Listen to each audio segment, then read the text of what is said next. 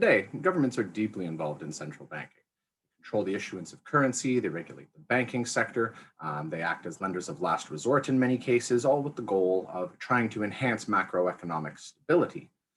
However, in addition to their sort of traditional tasks of maintaining stability and issuing currency and maybe even acting as a regulator, many modern central banks have been tasked by their government with a variety of other economic wishes that they sort of hope that monetary policy will be able to resolve, such as maximizing employment or intervening in markets to prevent asset bubbles from forming or encouraging economic growth.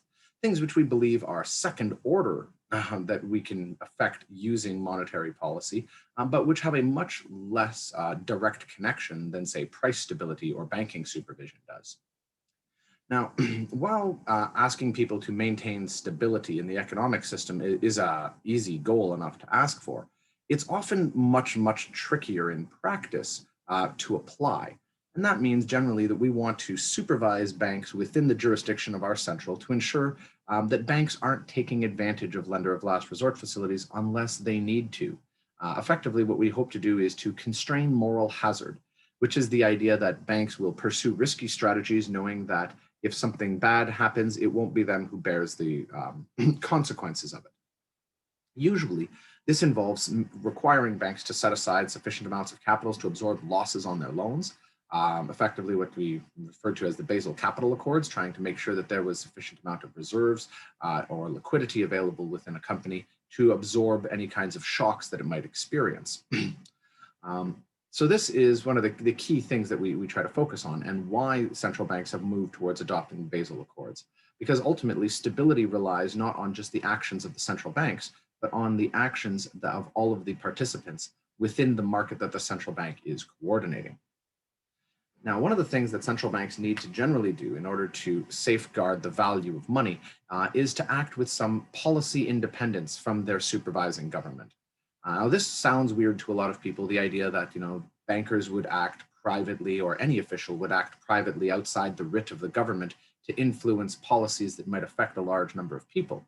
But this is actually the traditional way of conducting central bank policies, where governments use the central bank, but don't necessarily dominate their lender.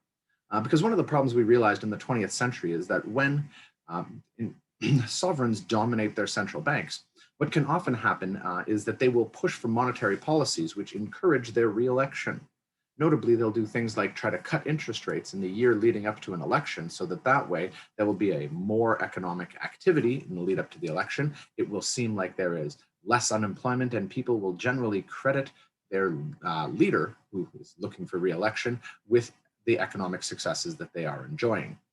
The problem with this sort of process is that every 4 years, or 5 years or 6 years, whenever a politician needs to win an election, they juice the market.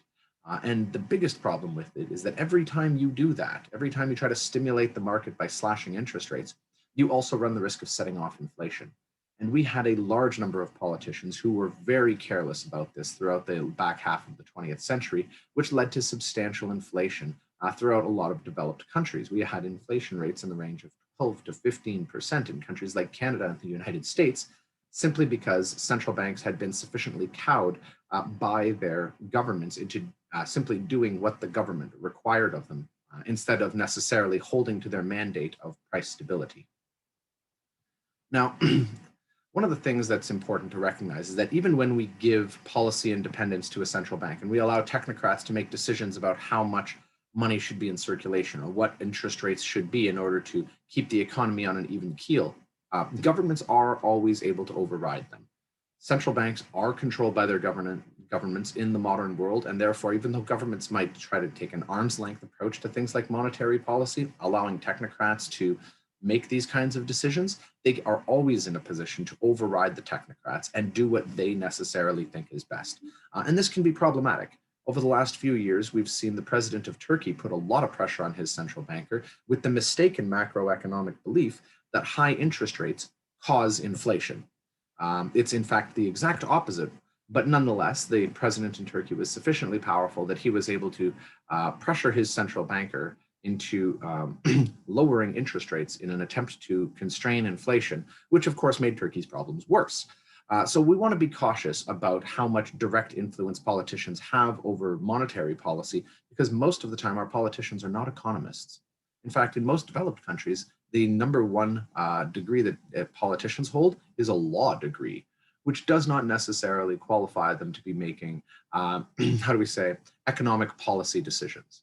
So it is to our advantage that we often have somewhat policy independent central banks, but we have to recognize that there are serious limits to that independence.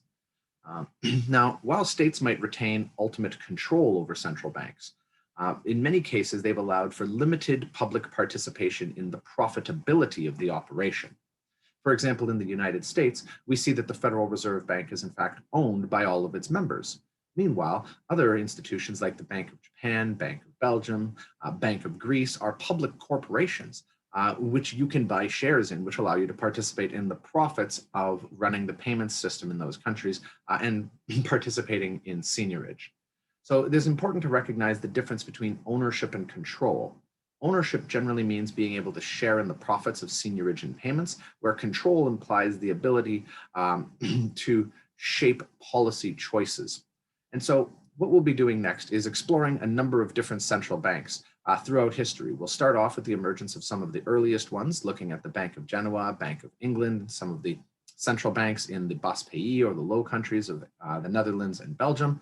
And then we'll talk a little bit about some of the other central banks out there, the Schwedische Rijksbank, the US Fed, the Bank of Canada, People's Bank of China, and the European Commission. Oh, not the European Central Bank. Apologies.